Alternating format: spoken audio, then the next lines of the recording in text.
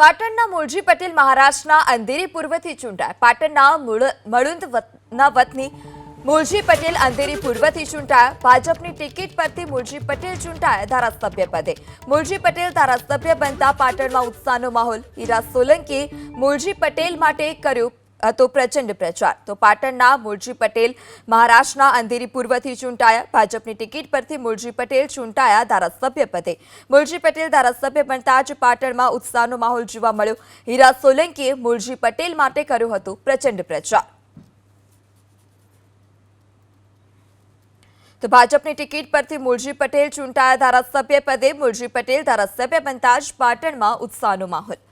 વધુ માહિતી સાથે અમારા સંપાદક રોનક પટેલ આપણી સાથે જોડાઈ ચૂક્યા છે. જે રોનક, પાટણના મૂળજી પટેલ મહારાષ્ટ્રના અંધેરી પૂર્વથી ધારાસભ્ય પદે ચૂંટાયા છે. માત્ર મૂળજી પટેલ જ નહીં, પરંતુ બે ધારાસભ્ય મહારાષ્ટ્ર વિધાનસભાની અંદર પાટણ તાલુકામાંથી છે. મૂળતઃ મણુદના વતની છે મૂળજી પટેલ, જેમને મહારાષ્ટ્રમાં અને મહારાષ્ટ્રની રાજનીતિમાં કાકાના હુલામણાથી ઓળખવામાં આવે છે.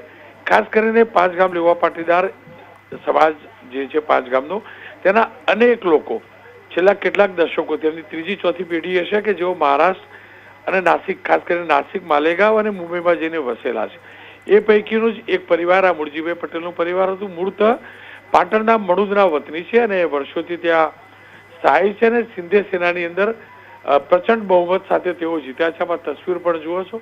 સિંધે ગ્રુપના ખાસ ગણાય છે અને સિંધેના પણ ખાસ ગણાય છે. એ જ રીતે દિવ્યાનીબેન કે જેઓ મૂળતઃ બાલીસણાના વતની છે પાટણ તાલુકાના અને ભારતીય જનતા પક્ષ સાથે જોડાયેલા છે. તે પહેલા નાસિકના ડેપ્યુટી મેયર હતા, ત્યારબાદ સતત 2 ટર્મ સુધી ભારતીય જનતા પક્ષની ટિકિટ ઉપર નાસિક સેન્ટ્રલથી ચૂંટણી લડતા રહ્યા, જીતતા રહ્યા અને ત્રીજી વાર ફરી એકવાર ચૂંટણી જીત્યા છે. આ જ રીતે મુંબઈની અંદર પરાગ શાહ પણ આપણે જાણીએ છીએ, મૂળતઃ ગુજરાતી છે અને તેઓ પણ ચૂંટણી જીત્યા છે.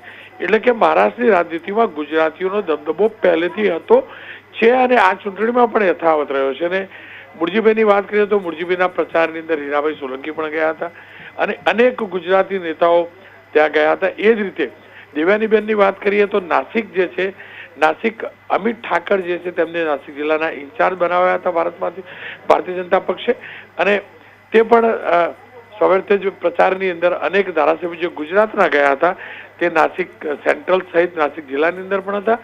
કુલ મળીને આ વિધાનસભાની અંદર હાલ જે પરિણામો આવ્યા છે તેની અંદર ગુજરાતીનો દબદબો દેખાય છે અને સૌથી વધુ દબદબો પાટણ એટલે કે મણુદ અને બાલીસણા પડોશના ગામ એક જ સમાજના લોકો અને એના 2 ધારાસભ્યો ચૂંટાયા છે.